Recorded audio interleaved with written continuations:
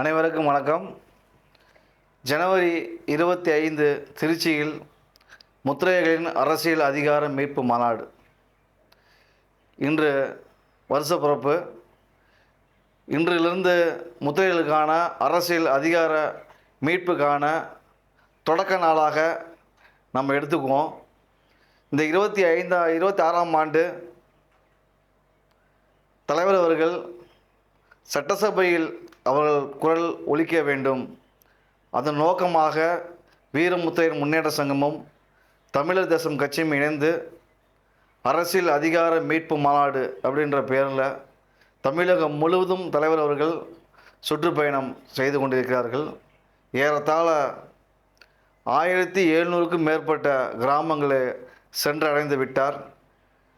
இன்னும் ஒரு 1500 கிராமத்துக்கு மேல் தலைவர் செல்ல வேண்டியிருக்கிறது. ஒரு தலைவன், ஒரு சமுதாய தலைவன், ஒரு சமுதாயத்தின் மீது பற்று உள்ளவன், அந்த மக்களை நேசிக்கின்ற தலைவன் எப்படி இருக்க வேண்டும் என்பதற்கு உதாரணம், ஒரு பாடம், ஒரு வழிகாட்டி அண்ணன் கே செல்வகுமார் அவர்கள். பட்டி தொட்டி எங்கும் தமிழகம் முழுவதும் தன் மக்களின் அவல நிலைகளையும் வாழ்க்கை முறைகளையும் அரசியல் அதிகாரமும் எப்படி இருக்குது என்பதை கள ஆய்வு மூலியமாக மக்களை சந்தித்து அழைப்பு விடுத்து கொண்டிருக்கிறார். நம் எல்லாம் அறிந்ததுதான்.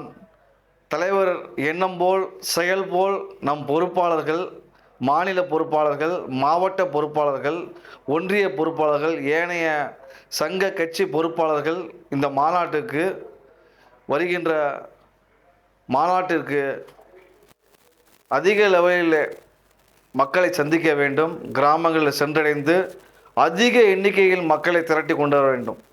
இந்த மாநாடு என்பது திருச்சியில் எந்த ஒரு அரசியல் கட்சிகள் அமைப்புகள் நடத்தினாலும் ஒரு திருப்புமுனை மாநாடாக அமையும். அதற்கு எல்லாம் முத்தாப்பாய் திருச்சி என்பது முத்திரைகள் கோட்டை என்பது அனைத்து அரசியல் கட்சிகள் அமைப்புகளுக்கும் தெரியும். அதை மெய்ப்பிக்கும் விதமாக திருச்சி அன்று திணற வேண்டும். அனைத்து அரசியல் கட்சிகளும் நம் பார்த்து திகைக்க வேண்டும் என்பது பொதுச் செயலாளராக நான் வேண்டுகோள் விடுக்கிறேன். ஆகையால் வருகின்ற நாட்களில் நம் மாநில மாவட்ட பொறுப்பாளர்கள் கிராமங்களுக்கு சென்று இதுவரை எடுத்த வாகனங்களோடு 2 மடங்காக வாகனங்களை தயார் செய்து மக்களை அழைத்து வர வேண்டுமாய் அன்புடன் கேட்டுக்கொள்கிறேன். நன்றி, வணக்கம்.